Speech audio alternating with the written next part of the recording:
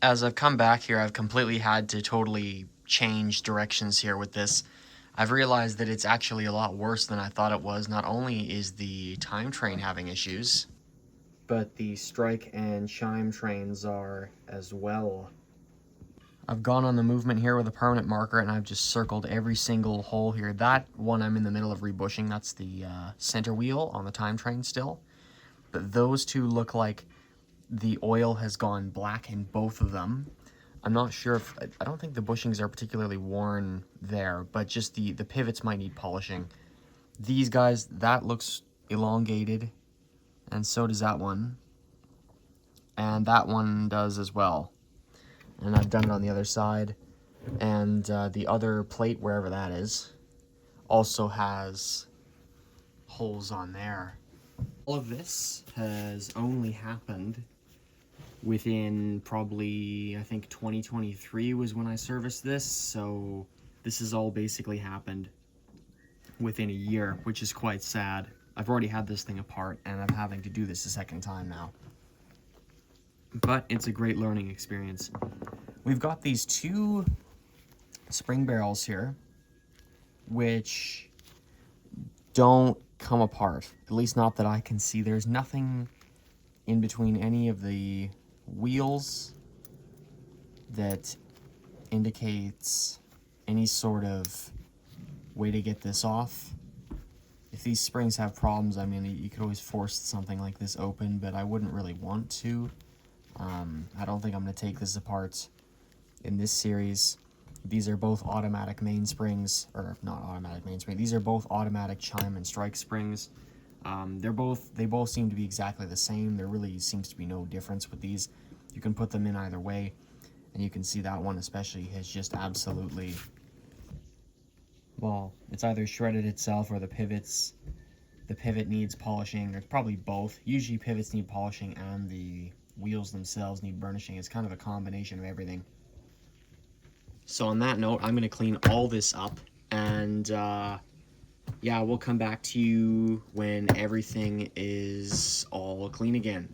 And then we will do more sanding like you saw earlier, and I'm just going to throw everything back together. Again, if you want to see a more kind of in-depth series with this movement, I already made one. I filmed this whole thing already, and it's such a shame that I'm having to pull this all apart and do it again, basically 2 years later, if that.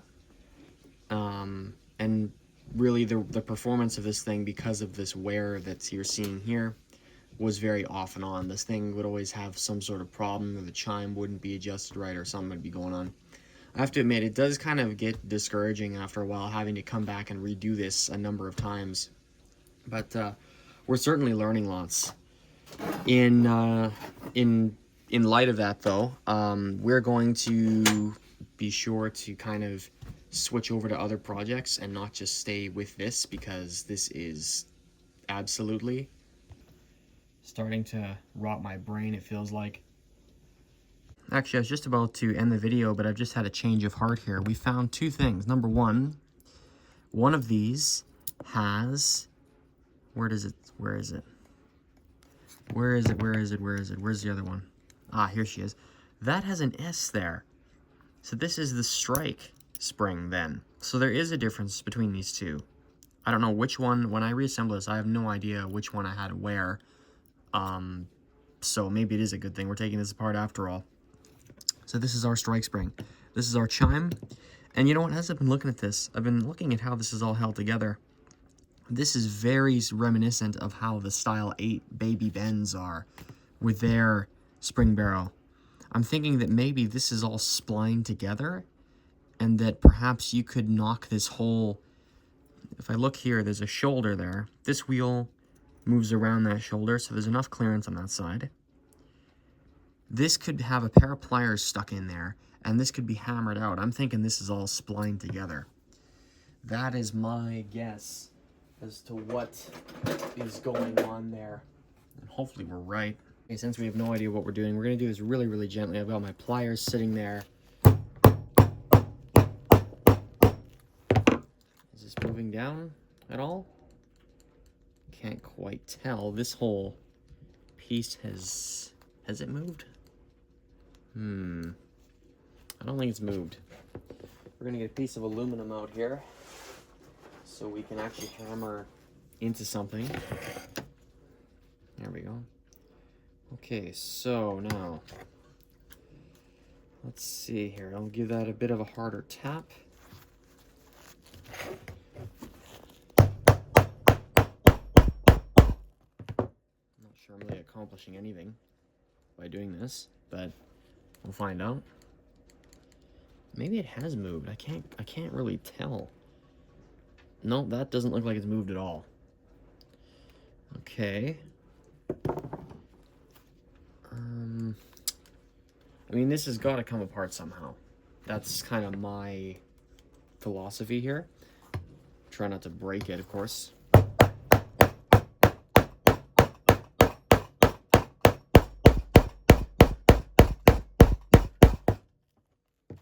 to hit my own hand there.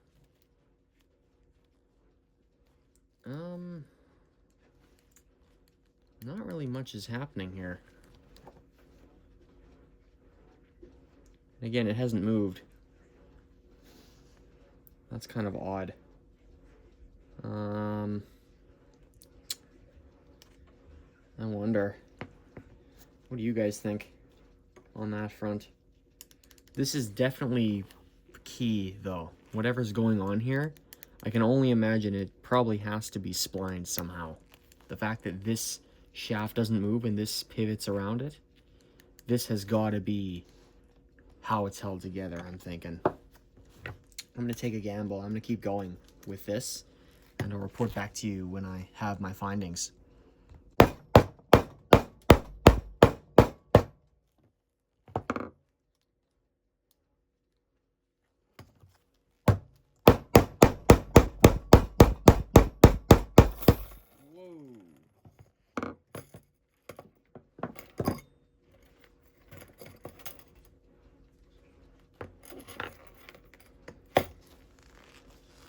Okay, well, there it is. Okay, there's been an absolutely massive development here. So first of all, here's the gamble.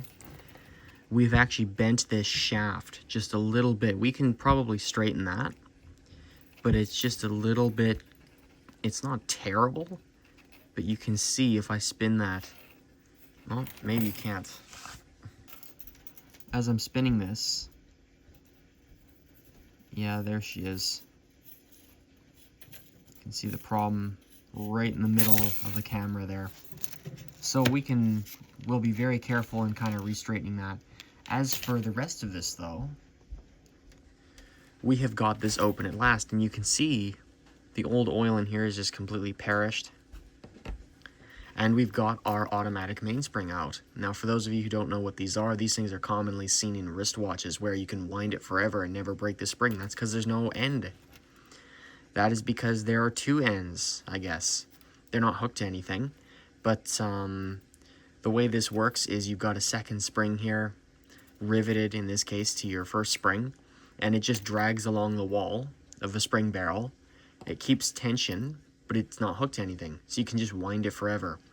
And I guess somehow through that it also maintains the power that it has wound up, if that makes any sense. It doesn't, every time this slides around in the spring barrel, the entire barrel does not lose its power. The entire spring does not lose its power, I should say. So let's take that off. That was the strike spring. And we can clean this at last. How does this fit together?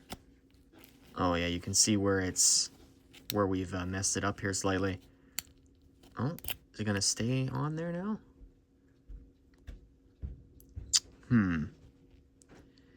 Interesting. I think this was basically bound to happen. I'm not sure how you guys would have gone about doing this. But here we are. I'm gonna experiment with that and see if I can just take a pair of pliers and just gently bend that back into shape. You want to be extraordinarily careful with this type of thing, because you will snap these off if you are not watching what you're doing. Oh, and this has just popped off of its own. Little shaft there. Perhaps we've done more harm here than good here.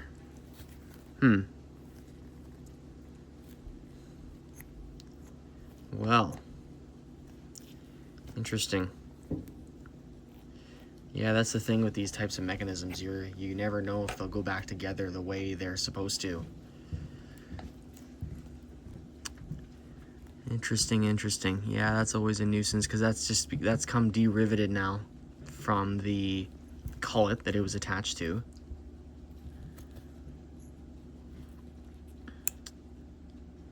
Shoot.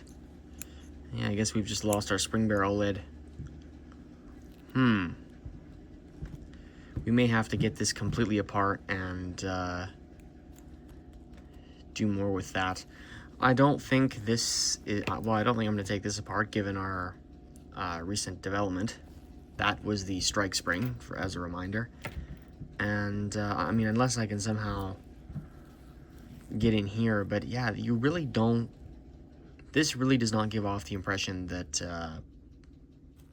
Seth Thomas didn't want, it doesn't give off the impression that Seth Thomas wanted you in here. It really doesn't. How annoying is that to deal with? At least we know where it's supposed to live, this lid. I mean, I guess I could always just epoxy that back on. It is just the lid of the barrel. So this is always going to get, let's see, if I put this on, it's always going to get, it's always going to stop right in that spot there.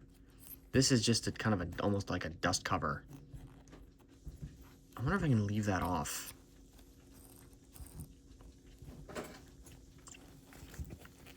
Or is that going to snap back into place, I wonder? Or maybe I can just do that. Okay, this literally just fits back together, no problem. Well, never mind then. Okay, we're okay still. I would like to learn how to fix metal like that. There are riveted together assemblies that do pop apart and they don't go together right afterwards. So it'd be nice to actually know how to fix that properly. But looks like that's not a task for right now. How bad is this? This video is dragging on way too long. I think that's pretty acceptable. It's just slightly bent now. It's not really...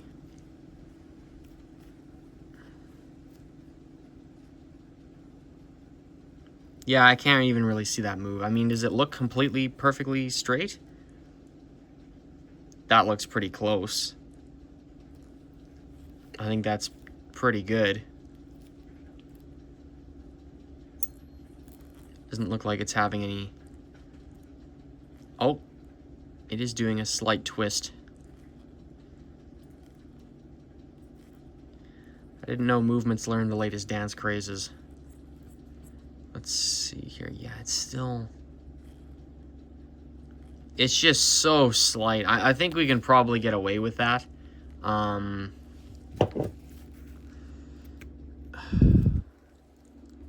don't want to be, of course, grabbing onto this because that's going to just... I should really have this mounted in a vise if I'm going to be doing things like this.